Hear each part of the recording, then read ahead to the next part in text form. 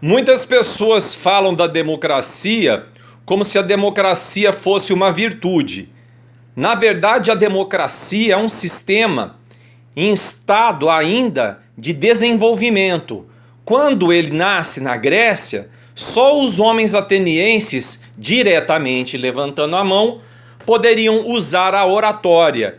Tanto é que a escola nasce, as escolas platônicas, aristotélicas, socráticas, para ensinar oratória no período da democracia grega.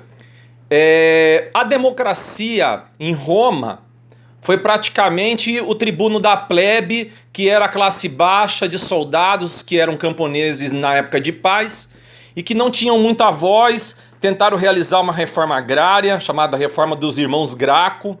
Na Idade Média, a democracia também sumiu do mapa, a teologia católico-escolástica, patrística, considerava os reis ungidos, o Papa era praticamente o árbitro do mundo, todos os reis deviam obediência ao Papa, só a Inglaterra que se levantou.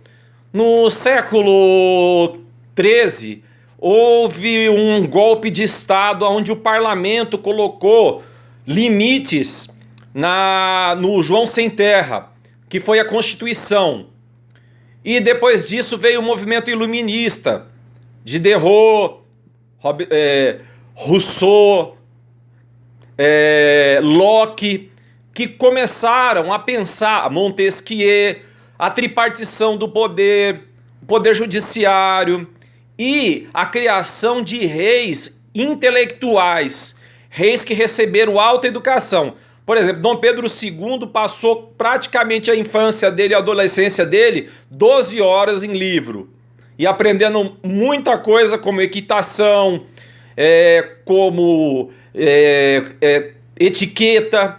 Bom, o homem era poliglota, né? Falava mais de um idioma e era um defensor da abolição da escravatura, e a história às vezes é muito mal contada sobre Dom Pedro II. Pois bem, a democracia no século XIX, ela recebe o suporte do movimento operário, dos partidos comunistas.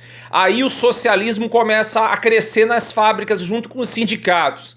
Nesse momento, os parlamentos começam a se tornar parlamentos de massa.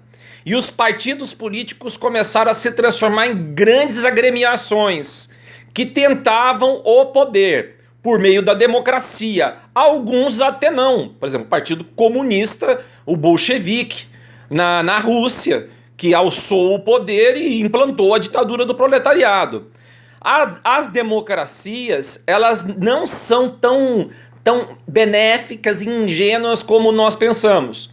Platão falava que a democracia tinha um vício, que era o demagogo, a pessoa que gostava de falar a língua chula do povo.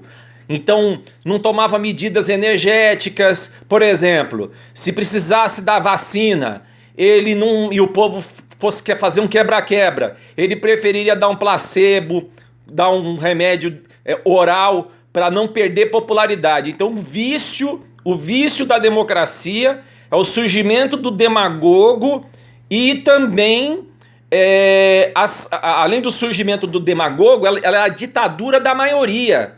As minorias não conseguem se representar nelas. Mulheres não conseguem se representar, índios, negros, religiões afro-brasileiras e por aí.